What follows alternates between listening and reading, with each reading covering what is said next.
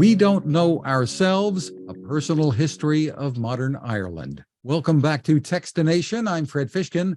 Joining us is author Fintan O'Toole, who is also a professor at Princeton University and columnist for the Irish Times.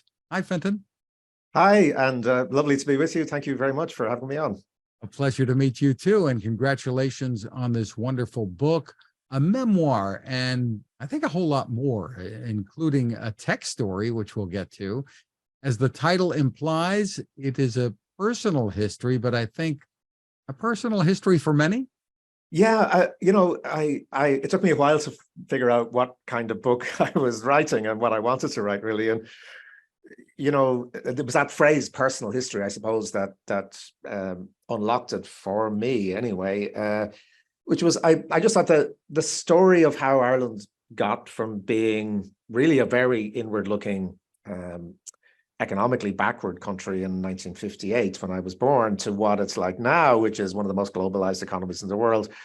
It's a very interesting story in itself, but I thought you could tell it really through personal experience or through just using your own life and family's life to sort of take people through some kind of a narrative of what this felt like to experience all of this change, and that maybe that it's not that there's anything particularly extraordinary about my own life or about my own family, but actually maybe just the ordinariness of it it does help to connect to readers, that they can see overlaps with their own experiences too.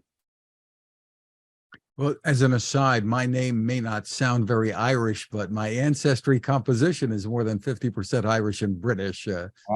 County Dublin and County Galway and more. My daughter's been, grandson has been, I have not been yet. So we will, that's on the bucket list. Well, we'll have to entice you over. It won't take much. Why, again, to delve into it a little bit more, the reasons for writing this book. I mean, you've been pretty prolific as an author and writer. Yeah, I suppose in part I've been writing about Ireland, almost daily since the early 1980s. So I've obviously accumulated a lot of thoughts, at least, about it, and hopefully some insights, and so I just thought it's kind of worth trying to bring all that together while I'm still able to do it. But I do think it's worth doing because Ireland is a kind of microcosm. It's not that there's something absolutely unique in going from being an economic backwater to the kind of development that Ireland's had. It's rather, I think, that it's a small place, and you can see within that small place the functioning of these very big forces, which are global forces and are the forces, as you say, of technological change and of the consequences of that technological change, both good and ill. And I suppose Ireland's also a pretty dramatic example of this, because when I was born, it was a country whose very existence in a lot of ways was questionable. Ireland had become independent in 1922. It had lost most of its technological base, which was in the northeast of the country, was by far the most advanced part of Ireland. Belfast was a pretty major industrial city in the early parts of the 20th century. It might not be immediately sound like a great example, but the Titanic, which everybody knows about, was built in Belfast. They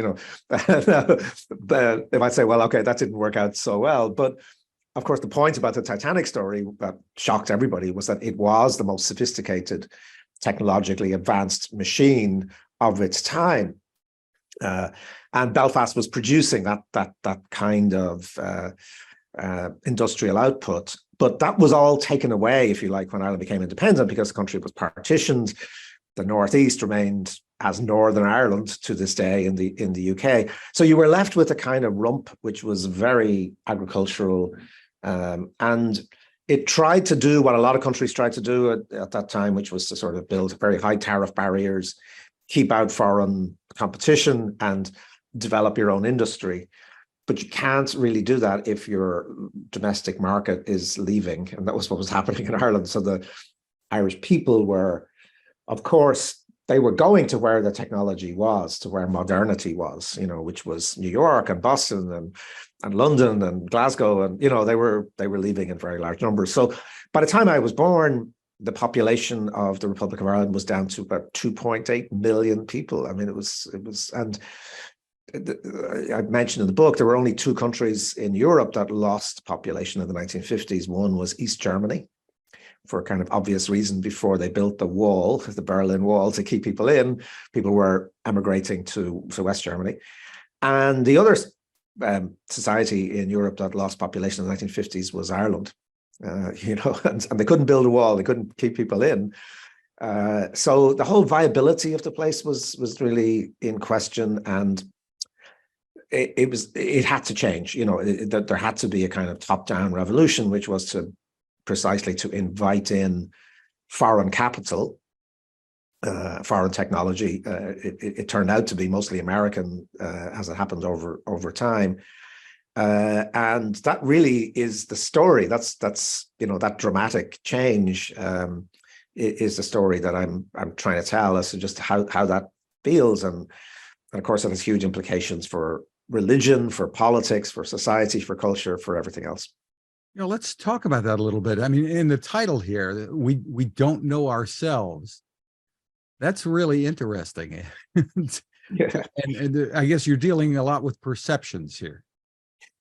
Yeah, it's actually a title that we sometimes forget that language works slightly differently on both sides of the Atlantic. And in Ireland, certainly the title works as a sort of pun, because we have this expression, right, where we say we don't know ourselves. You say, and it's, if you get a new computer, and somebody says, how's the new computer? I don't know myself since I got the new computer. It's just fantastic, or a new lawnmower. We don't know ourselves since we got the new lawnmower. It's just one of those kind of phrases people use. And I thought that it was used by everybody everywhere. And of course it's not. People in America don't use that term. So it was meant to kind of capture both the sort of wonderful, almost magical nature of change, but also to have the other direct meaning, which it still has for Americans, which is we don't know ourselves. And so, yeah, the book is organized a lot around these ideas of what do we know, what do we pretend not to know.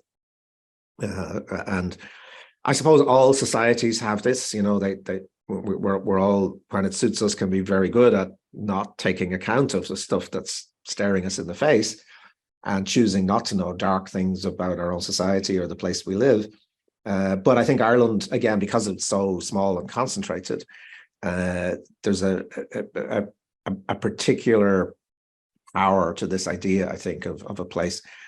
And really, a lot of this was to do with how Ireland saw itself after partition. It was an overwhelmingly Catholic country. And of course, there's nothing wrong with that at all, but except it's the overwhelming bit, I think, is the problem, that a very monolithic kind of culture. Everybody was white, everybody was Catholic. Overwhelmingly, people lived in the countryside or in small towns, and very little diversity really in the culture, in the society. And you had this kind of fusion of politics and religion.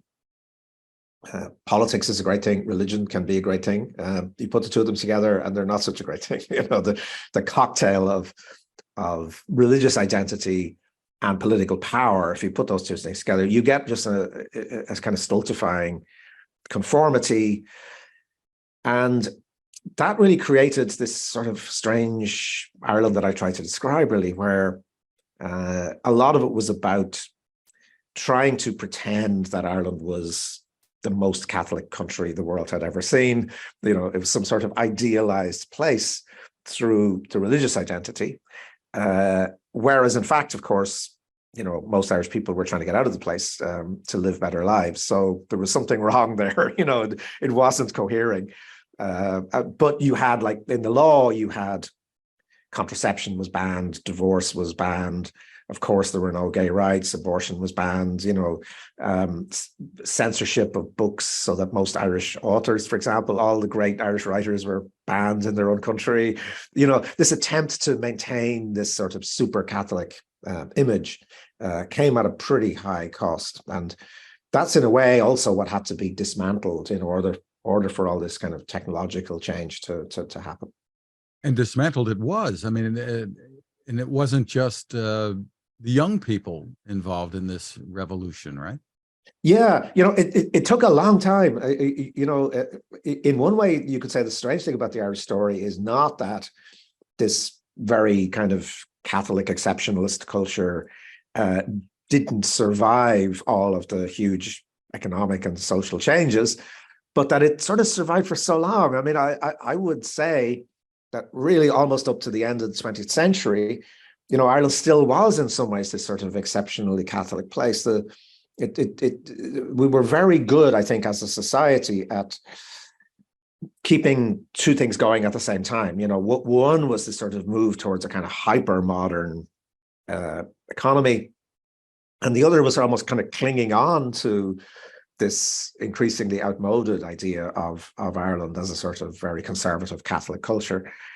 But what that means, I think, is that when it does start to fall apart, it falls apart then very, very quickly. And as you say, what's really interesting is that, when all of this really started to unravel in the 21st century, it wasn't just the young. Yeah, it was also the older people who had, in a way, gone along with this culture for a long time themselves, but really came to realize that actually it wasn't worth it, that it didn't function anymore, and it didn't really map onto the reality of this place, which had by then been transformed by all of this economic and technological change. Talking about the technological change, the country really became a magnet for some of the biggest names in technology: Intel, Apple, Microsoft, and more, and then the pharmaceutical industry as well. How and why did that happen? I mean, and you contrast this with, the technological growth in say South Korea, but that all happened internally, their own companies. Yes, I mean, I think it's one of the reasons why Ireland is so interesting in a way. Is that I don't think there's a parallel anywhere to the sheer extent to which this economic development was driven by outside investment. So as you say, like, South Korea did its own thing. The South Korean state has a very clear plan, and it puts all this in place, and it's very directed from internal politics.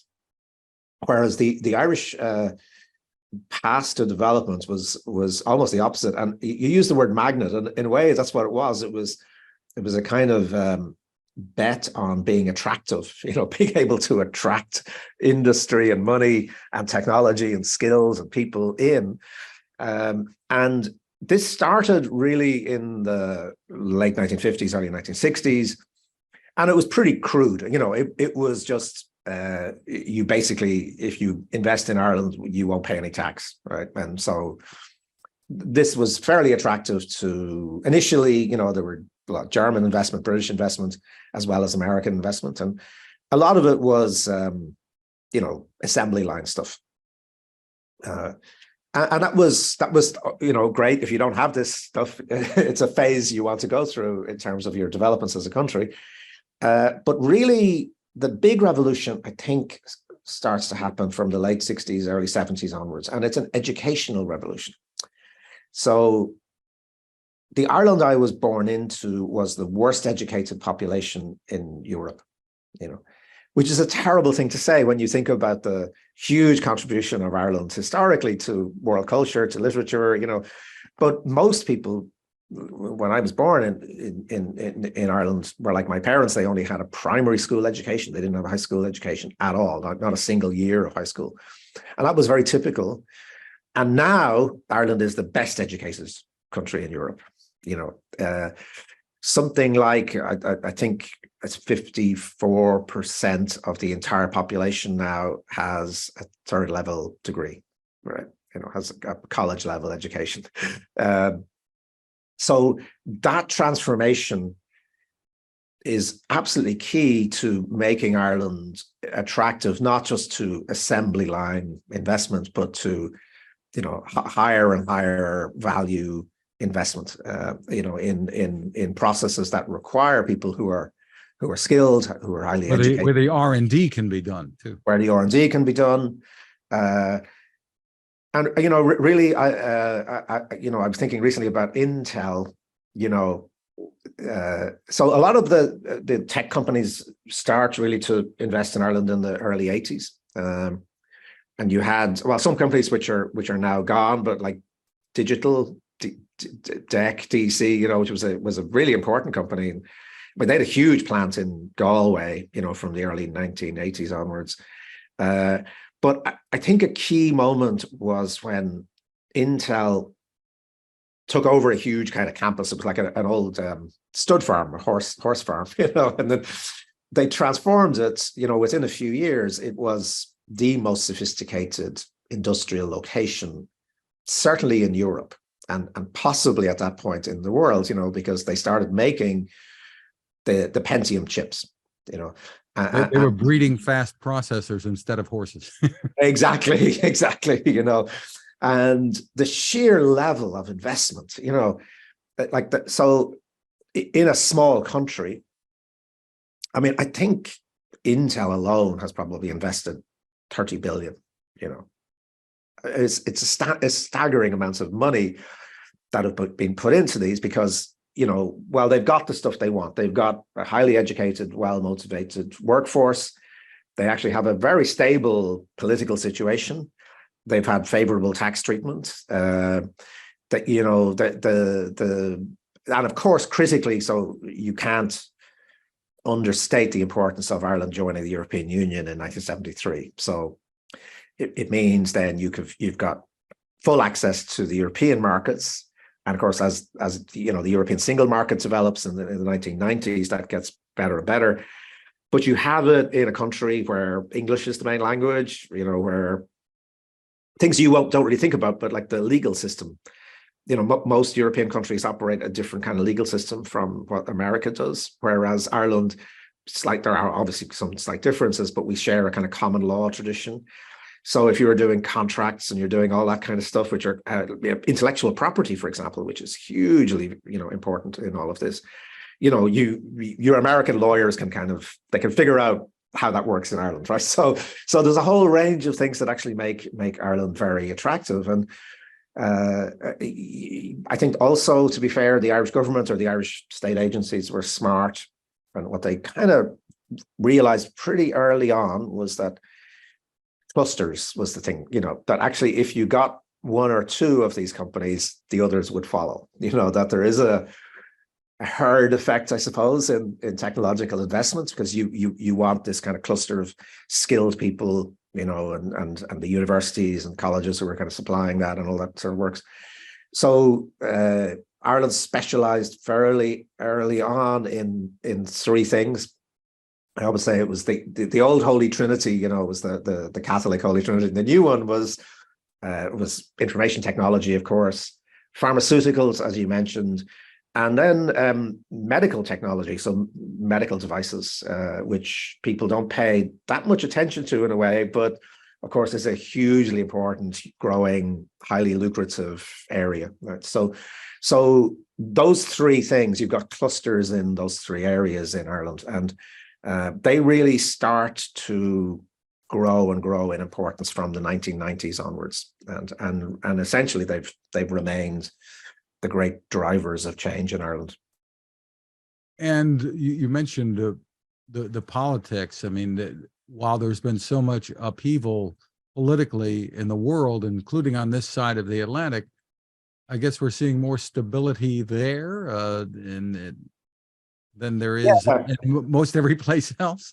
Yeah, I mean, it's a funny kind of, it's not necessarily what you would expect, because remember, you had for a lot of this period, you have this horrible conflict going on in Northern Ireland, which is, for Americans, this is like, it's just like the next town up from the distances involved are tiny. If you're in Dublin, you're 60 miles away from the border, and you have a 30-year horrible sectarian conflict going on. So you would expect that to produce a lot of political instability in the Republic of Ireland, but it didn't. And also, this way of developing is a little bit strange. So because all the development is kind of coming in from the outside, it sort of allowed the Irish political system to tolerate a lot of, frankly, corruption. It was a pretty corrupt political elite for a long time. I don't think it is now, but it certainly was for a long time during this process, because in a way, so long as they never messed with the multinational corporations, right? So, there was like two Irelands. There was one where everything was done properly and the multinational companies by and large got what they wanted and they were not interfered with, but then the kind of domestic economy was a different beast. And anyway, there was a certain amount of tolerance for corruption and bad practice in the banking system, for example. So it's a bit strange in a way but if you're Intel or Microsoft or Pfizer, none of this peripheral instability really affects you. Because the key thing you need to know is government policy going to change, right? So if there's an election and there's a new government coming in, is it going to start messing around with doubling the corporation tax rates, or suddenly adopting policies which are going to make it more difficult for us to do business here? And one of the key things for Ireland has been that there's been a huge consensus around you don't mess with the goose that's laying the golden eggs. It's just obvious to everybody. So whether you're on the left or you're on the right or in the middle, you would be insane to start trying to interfere with all of this kind of development. It's been the key to making Ireland viable and making it a lot more prosperous over time. And you write a bit about the perception, the self-perception today, and that there's, I get, maybe a contentment of sorts. Tell me about it. Ireland historically, I suppose it's been a place that's had a lot of conflict, a lot of suffering, a lot of poverty, mass emigration, and all of these things, do produce social attitudes. I suppose even the sort of hyper-Catholicism was a sort of compensation for not being as well off as our neighbors, and not actually doing that well. You look for something else that you try to use to say, well, actually, yeah, we may be poor, but we're romantic, or we're spiritual, or all those kind of things. But they also produce a certain kind of a lack of self-confidence. To be honest, if you were growing up as I was in a society where, as I said, most young people were leaving, were choosing to, and quite rationally saying, actually, you know what, I could have a much better life somewhere else. That I think does sap the confidence of a culture. And the critical thing, I think, is that over time, being able to more or less end compulsory mass emigration, being able to keep your own population in the place. People still leave Ireland, but they leave out of choice. They go to get more experience elsewhere, or to continue their education, or just to travel or whatever, and they can come back if they want to. So that I think that sort of cycle of mass emigration, at least for the moment, seems to be over, and I think that does kind of produce a more confident culture. At times in this century, the early part of the century, the confidence became a kind of hyper confidence, a sort of crazy. It was like all of Ireland's Christmases had come at once, and everything was going fantastically well, and we had all these multinational companies. Then you had the peace process in Northern Ireland, which was fantastic, and then you had river dance, and you had all this kind of Irish culture was everywhere, and we lost the kind of any sort of rational sense of what did we want to do with our prosperity? How could we make this sustainable? And we had a terrible economic crash then in 2008. Everybody, of course, had that banking property crash. You had it in the States, but Ireland had it really, really, really badly. And it's still kind of in a way recovering from that. But what I think what's happened is that people of my age anyway, certainly because of this lack of confidence, there was always a sense that this good fortune might go away. You know, that these multinational companies might just move on. They'd go somewhere else, you know, they wouldn't stay. And there was a reason for this, you know, because that happened a lot in the 60s and 70s. Companies would come for the tax breaks, and then somewhere else was cheaper labor, you know, as China's opening up or the Eastern European markets opening up, they'd move on. But at this stage, so many of these companies, their investment is so huge, you know, you don't move a microchip plant, you know, to somewhere else just overnight, right? You know, that the investment is enormous. And that's true of most of this investment. So I think we're kind of getting to the point where we think, okay, this is for real, this is long term.